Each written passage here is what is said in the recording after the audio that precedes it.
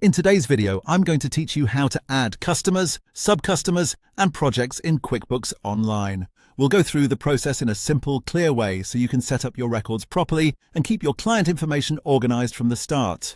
To begin, go to the menu on the left side of QuickBooks Online and click All Apps. This is where you can access different sections of your account, including the area where customer records are managed. From there, select Customer Hub. Once you're inside, choose Customers and Leads.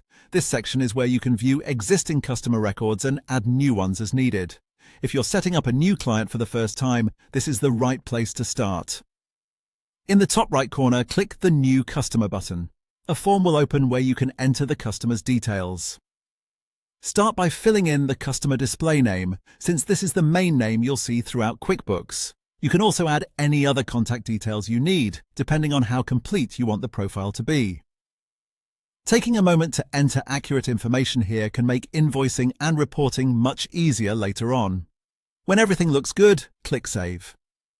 If you want to create a sub-customer under that main customer account, stay in the Customers tab and click the New Customer button again.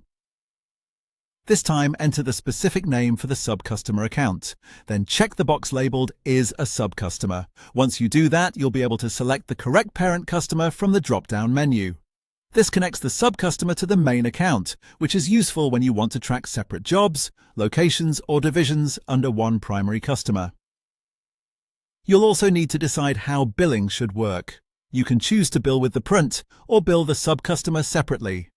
Pick the option that matches how you handle invoicing, then click Save to finish creating the sub-customer. If you want to set up a project instead, go to the left navigation menu and select Projects. In that section, click the New Project button. Enter the project name you want to use, then link it to the appropriate customer by selecting that customer from the drop-down menu.